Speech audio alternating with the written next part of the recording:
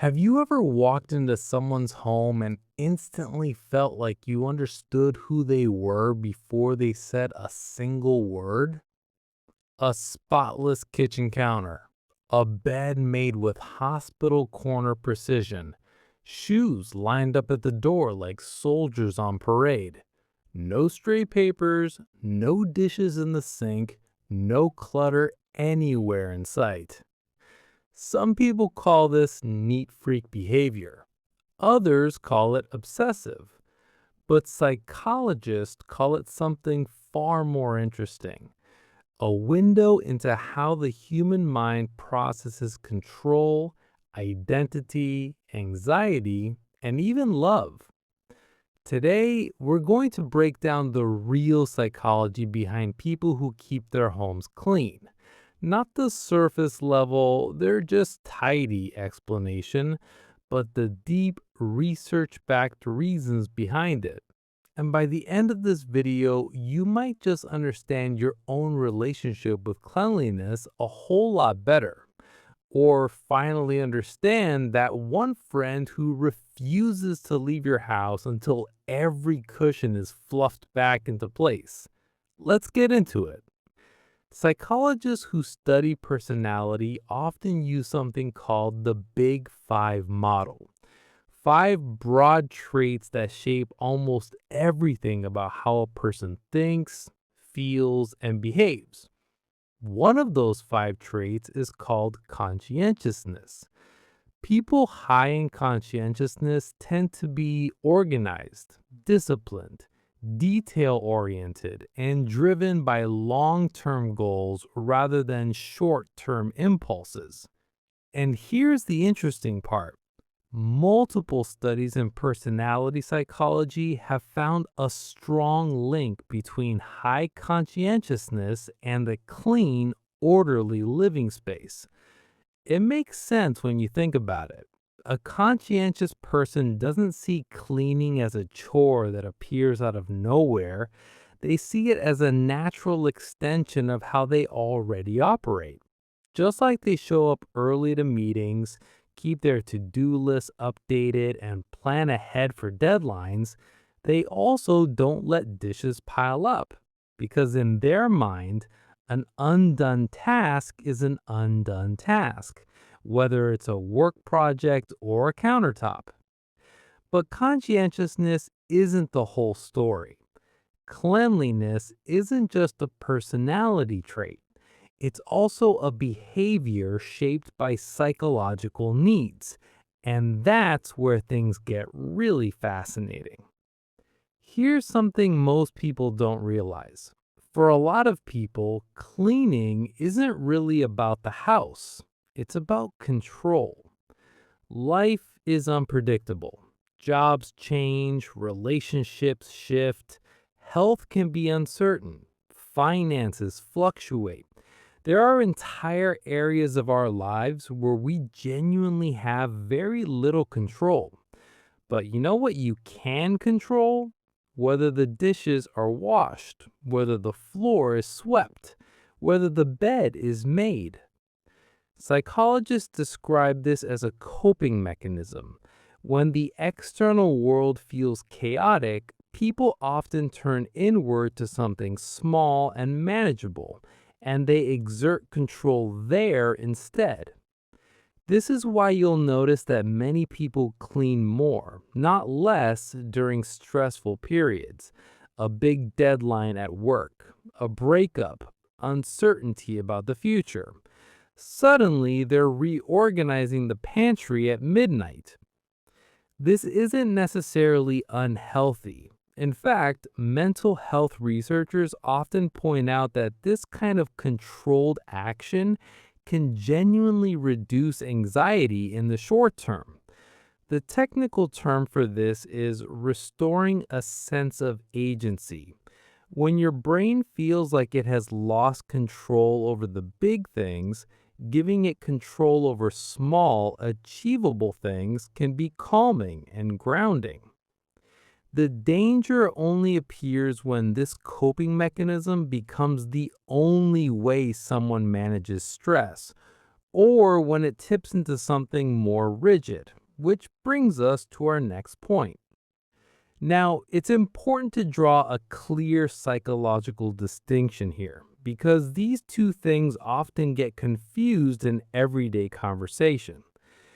Being clean and organized is a preference or a personality trait. It feels satisfying. It's flexible. If the house gets a little messy one day because life got busy, a person like this might feel a bit uncomfortable, but they can tolerate it and clean up later without much distress.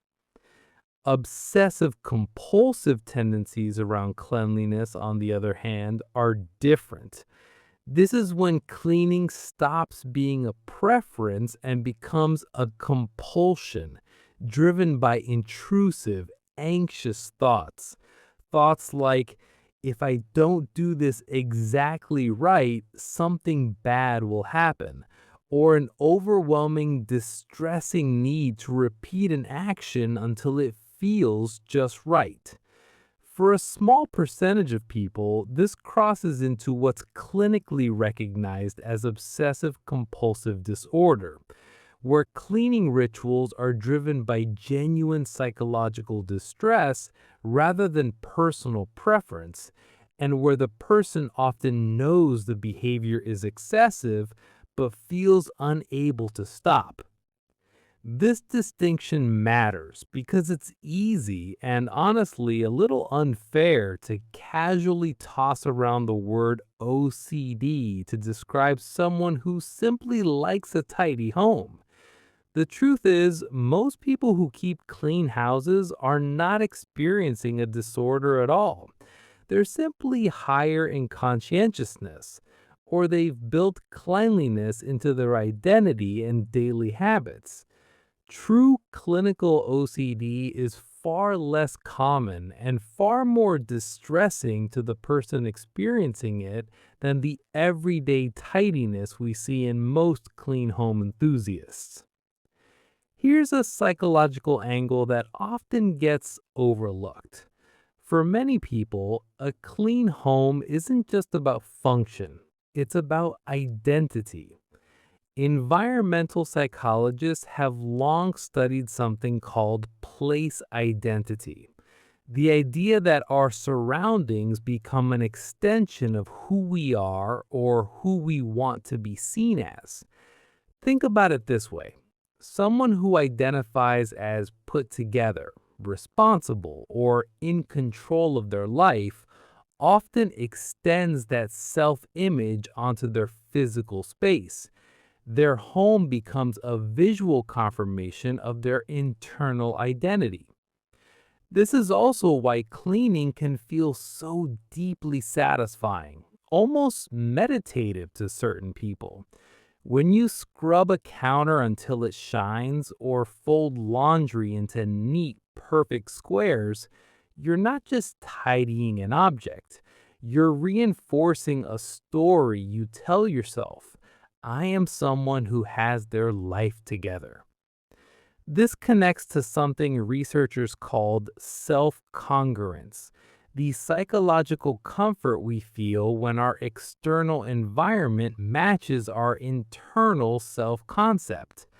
A cluttered, messy space can create a subtle but persistent internal dissonance for someone who sees themselves as organized and capable. It's not that the mess itself is dangerous, it's that it creates a mismatch between who I think I am and what my space says about me. And the brain doesn't love mismatches, it seeks alignment. Cleaning restores that alignment. Cleanliness isn't purely psychological, it's also deeply social and cultural. In many cultures, a clean home is directly tied to concepts like respect, hospitality, discipline, and even morality. Phrases like cleanliness is next to godliness reflect just how deeply cleanliness has been woven into cultural and even religious value systems across the world for centuries. Growing up in an environment where a tidy home was praised and a messy one was subtly or not so subtly judged shapes a person's internal standards long into adulthood. There's also a social signaling component. A clean, well kept home often unconsciously communicates things to visitors. This person is reliable. This person is capable. This person has their life in order. Whether or not that's actually true, our brains are wired to make these fast subconscious judgments based on environmental cues. And people who grew up highly attuned to social judgment, whether from strict parenting, cultural expectations, or personal experiences of being judged, often internalize cleanliness as a form of social protection. Keeping the house spotless becomes a way of preemptively avoiding criticism. Let's end on a more uplifting psychological angle, because not everything here is about anxiety or control. A lot of it is genuinely about well being. Multiple studies on environment and mental health have found a real connection between a clean living space and reduced feelings of stress, along with improved mood and focus.